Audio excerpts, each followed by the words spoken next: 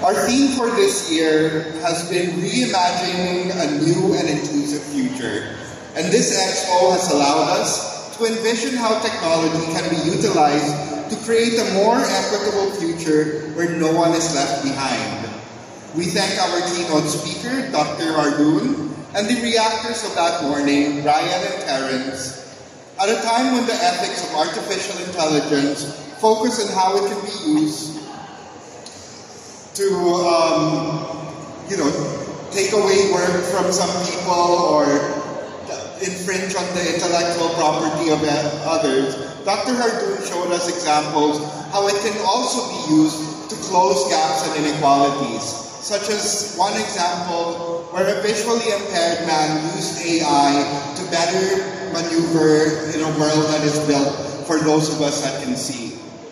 We had forum speakers, Leo de Velez, Cheryl Reyes, and Sherwin Yap, and again, they pushed our thinking this way and that, but always in the direction that challenges our current frame of thinking and giving us enough to chew on and continue the conversation.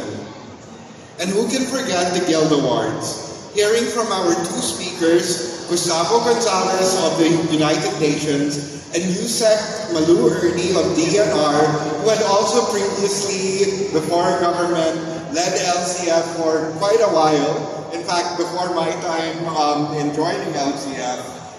And they talked about both how we needed to collaborate more in achieving the UN SDGs, which unfortunately we are behind, not just in the Philippines, but worldwide. But also, Yusek Malu talked about the importance of investing in our environment. And we say investing rather than just saving, because the environment is a gift that benefits all of us if we take care of it. And both of their organizations are taking steps to build partnerships together with LCF towards these goals. Of course, we celebrate the winners of the Guild Awards themselves. In the category of arts and culture, we had the Ayala Foundation for their museum's exhibit Splendor, Juan Luna, Painter as Hero, free admission days.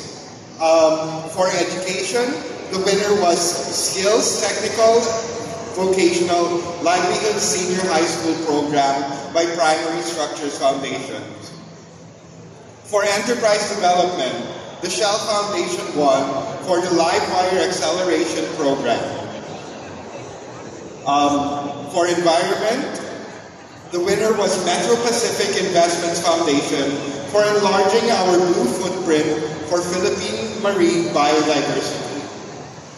For financial inclusion, the BDO Foundation won for improving the economic well-being of armed forces personnel. For health, the Unilab Foundation won for their Race Against Suicide, a gatekeeper's training for suicide prevention in schools. For disaster resilience, the winner was the Citizen Science for CSR project.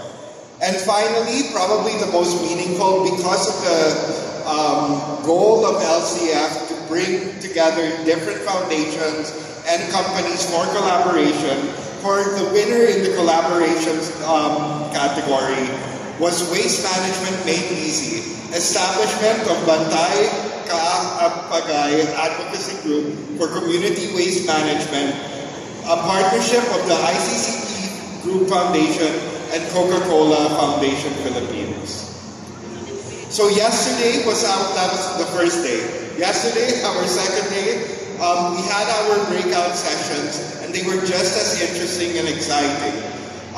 Returning to a format that we actually held before of, breaking out into more focused discussions based on the 7 areas of our members' expertise. All of the sessions were filled, and we thank our committee chairs and co-chairs for organizing each session. And finally today, with our first time awarding our medals of recognition, as we acknowledge that corporate social responsibility is not limited to just our members.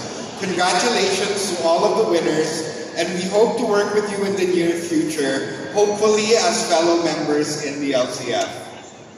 We also celebrate the launch of life, recognizing that a prosperous future can only be made certain by a prosperous start. We thank Governor Jim Hataman Saliman for his presence and message. Thank you so much for coming all this way and gracing today's event. We are deeply honored. Thank you to our members, partners, booth exhibitors, media partners, in-kind solicitors, and this is where I know that the Secretariat wrote the original of this because they didn't thank themselves, and to our Secretariat and our volunteers for putting this all together. And we would also like to welcome our newest members who took their oaths today, the Oscar M. Lopez Foundation and Meralco Power Gen. We thank all of you for being part of CSR Week, and we look forward to a CSR Week next year that is even more inclusive and substantial for all of us in the CSR space. Again, from the League of Corporate Foundations Board, we thank you all. Although our work in the corporate social responsibility space does not end here today, our celebration and gathering comes to a pause. We will see you next year on, again, the first week of July as decided by presidential proclamation. So it's the same time every year. Put it in your calendars. There's no reason to miss it. So again, on behalf of our board chair, Sebastian Quinones, and the rest of the board, thank you all for helping us make this year's CSR Conference and Expo a success.